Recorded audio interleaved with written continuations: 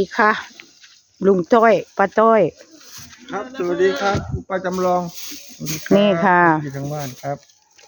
มาอาหารมาแล้วเขาได้เต็มกระยังพูวานเจ้าก็ได้เต็มกระยังเลยเวลามันละได้เขาเล ปี ย นายปุ้ยว่าวขึ้นเนาะ เพื่อบ่ได้ มันว่าเจ้าได้เต็มกระยังปีนายปุ้ย มันไม่ได้พอฮอดครึ่งกิโล มันพอได้กิโลนึงมันว่าว โอ้ถ้าเลือกปลาดุกมันก็ละแมนเด้อคำคอยลงมาแล้วมันหุนไปแล้วแต่ว่ามันละไปถึงบอนมันได้มันก็ได้ล่ะฮะได้ว่างกิโลนึงนี่นะ อืม นี่แหละเขาไม่ได้ไปวันนี้ลงไปยาว โอ้เขาดำนาบ่ได้ไปใช่ลักเพิ่นยังเจ็บแขนอยู่ มันทำไปเมื่อวานมันใหญ่พอไม่ไหว มาเก็บเลยเก็บเลย ใช่เข้าบ่ เมนไข่ข้าวจังไปเลาะนั่นนี่ล่ะนี่ไปเลาะไปข้างเลาะไปบางโน้ที่มันอ๋อ แม่น จากข้างล่างเลยเมื่อวานมันเอามาอ้างละ เอาอันนี้จองถุง ปันนี่หมูมันก็ได้หลายเมื่อวานนี่ละเมนได้หมดสองหมูคุณละมัน เขาจะเอาลงวันมา ก็ใส่อะไรอีกครับถ้าเพื่อน ลงวัดอัน มันจดเอามาอ้างกันพอลงมา มันได้โลนึงเพิ่งมันก็เอาลงติ๊กต็อกน่ะ พอลงมาแล้วพอดีเห็นมันเฮินไป เฮ็ดมันบ่ได้ออกไปทางพุ่นนะมันออกทางหัวทางน้ำขึ้นไปพุ่น ผู้ที่หลายเอาประชุมเมื่อวานนี้ โหมันเข้าไปก้านเอาเนาะ3-4 โลผู้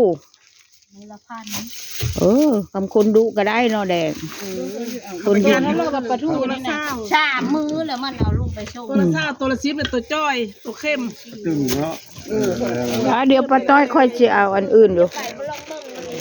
ไปก็ได้หมูเอ้ยไปก็ได้นั่นละ กระตอยเด้ เบิดบ่ ยัง โอ้ทิ่มได้เอานี่เก็บไว้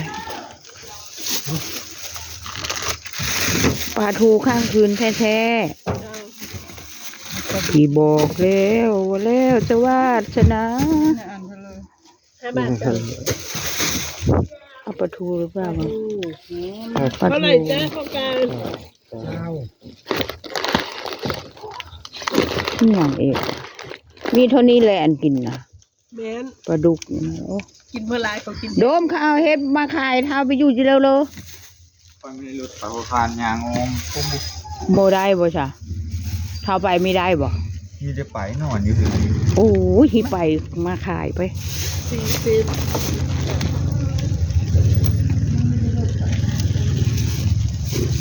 75 บาท แน่เท่านั้นก็75 บาทแหละ 5 กินเลยเลยจิบไปหาอยู่หากินแล้วได้ชื่อกินมันก็เจ๊งแล้วเนาะ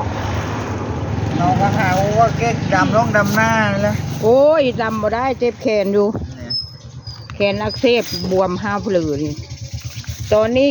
ระยะนี้นะรักษาตัวชะก้อนดำหน้าเจ้าของถ้ามันดีดำหน้าเจ้าของ แต่ว่าแล้ว เก็บตัวไว้ดำ 30เป็นละมุน ใช่ เก็บแรงไว้ เก็บแรงไว้เพื่อดำนาเจ้าของ หน้าผู้อื่นคือสีดำบ่ไหว้ดอกบ่คุ้มค่าเขาได้เนาะป้าจ้อย ไอ้เด็ก ขนมอะไร เจ้าคือมีไปฮะ โอ้ยไข้บ่สบาย ดิกันนี่ เขาประจำลองแบงค์ใหญ่70เลยเขายกให้เห็นเดี๋ยวเงินก่อน ดาวไปวัดอยู่บ่มีนะเดี๋ยวฝากนั่นนี่เด้อ เหลือ900นะคะ900 ฝากแต่ชาวดาวนี่ล่ะจักได้บ่ได้ดอกบุญก็ได้ฝากตลอด ยืนโอ้โหเลยเด้ เพลอเฮ้ยอันนี้นะพูดเอาไปสิเอาอยู่บ้าง เอาดูเอาอะไร เจ็บไป900อันนี้ค่ะ900ได้ครบค่ะ 900บ่ ของสวรรค์ ปิ้งหมูบอก ไอ้นก มาลงมาจาก 10 บาทจ้าเป็น30ขอบคุณเธอ ดุกดิกไปโรงเรียนบ่มานี่ 10 บาทไอ้ดง ไอ้ดาวมันยากเดี๋ยวค่อยจะเอามือส่งกับบ้านเด้อเด้อดาวเพราะว่าเจ้ายากบักน้อยๆอันนั้นนะ อยู่ได้ไหม ไอ้นก2 อัน 20จ้า อันนี้ลุงจ้อยอันนี้พอเดี๋ยวออกไปเด้อขณะรถแพรวๆน่ะ ออกไปโลดปูเข้าไปยังฉีดยาดูแท้แถวบ้านกดบุญไปเลยว้าวบึงดู เอาแก้วมาก่อนพอลูกจ้ะ ถุงน้อยไม่มีบ่อถุงน้อยนะมันมีบ่อถุงใหญ่ ไม่ได้ถุงใหญ่ค่อยไม่ได้ถุงเลย นึกอยู่กัน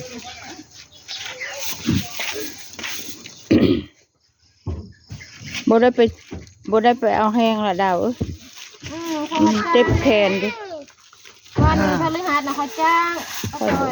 ปลานี่ไปค่ะ ค่อยบ่สบายเป็นอาทิตย์เป็นเกือบอาทิตย์แล้วโอ้ยย่าหัดแล้ว ลุงจ้อยเอาเถอะก่อนนะ 5 6 แง้มไปหา เอา เฮ็ มา ด คิดเนี่ยเด้อมาคิดดิบมาค่อยแน่ เขากับ400นึงเหรอ 110 บาทกับที่นั้น เริ่มมาลุงจ้อยบ้างเนาะ 110 บาท อะไร 110 บาทจ้า ตอน390 เอาท่านได้เอาบอกอันดูกระตาโหลดบอกบันดูกระตาโหลดกระตาโหลด มาเห็นหมาอ้างแขว เจ๋รุด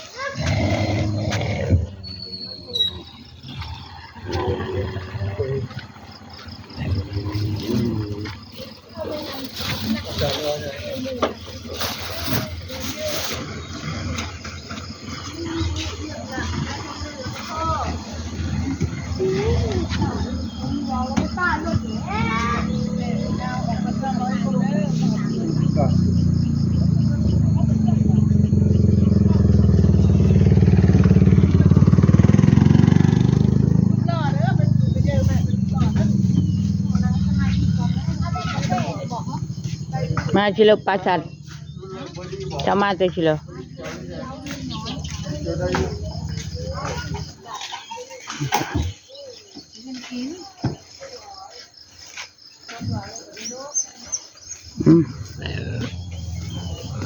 เซะเซะเซะ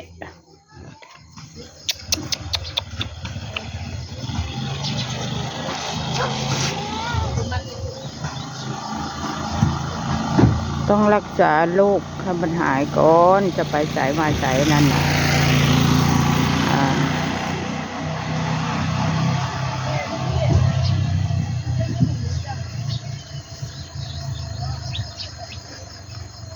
มาใกล้ๆพี่นะอย่าไปแอบอยู่หูมาใกล้ๆดุกดิกไปโรงเรียนบอกบ่ลูกบ่ไปโรงเรียนติฮะแล้วแม่เท้าดำนานะ ยังนึง โยนนะบ่ นึงน่ะโยนแล้วนึงน่ะค่อยดำ พูนนี่คือเห็นหลายแบบ เอา แท้ ทดสอบเนาะถ้าโยนได้ผลน่ะปีหน้าค่อยจะโยนหมดเพราะขี้ข้านเจ็บเอว เฮ็ดขี้ตมเละๆไทย เป็นหนังหนาค่อย บ่ไทยขึ้นมาไม่โยนเลย ไทยแล้วก็ ต้องเฮ็ดแบบนั้น คาดแล้วเลย อืม เป็นหนาเจ้าน่ะที่จมเละๆน่ะ โอ้ยมันไม่ได้หรอกมันลึกโพด เลิก ดำมานี่แหละค่อยชอบดำโอเคค่ะ ประมาณนี้พอจบคลิปแค่นี้นะคะอย่าลืมกดไลค์กดแชร์กดติดตามให้คุณยายด้วยค่ะขอบคุณค่ะ